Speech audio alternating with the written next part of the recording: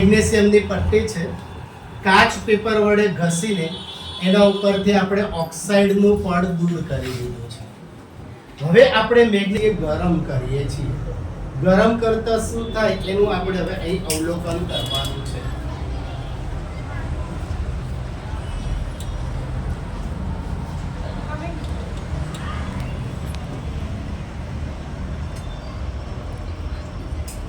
તો મેગ્નેશિયમની પટ્ટીને સળગાવતા તેજસ્વી પ્રકાશિત સફેદ જ્યોત સાથે સળગે છે, એ તમે અહીંયા જોઈ રહ્યા છો. કેવી જ્યોત? તેજસ્વી સફેદ પ્રકાશિત જ્યોતથી સળગે છે.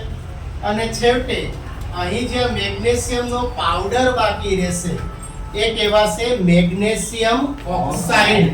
કયો પાવડર કહેવાશે? Magnesium oxide. આ મેગ્નેશિયમ ઓક્સાઇડના પાવડરને આપણે અહીં વોચ ગ્લાસમાં એકઠો કરીએ છીએ.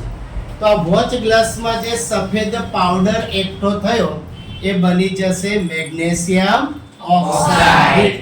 આ મેગ્નેશિયમનું દહન થવાથી મેગ્નેશિયમ ઓક્સાઇડ બને છે. આ પ્રયોગ દ્વારા આપણે એટલું સાબિત કરી શકીએ છીએ. પ્રવૃત્તિ 1.1 ની અંદર આપણને આ પ્રયોગ આપેલો છે. ઓકે.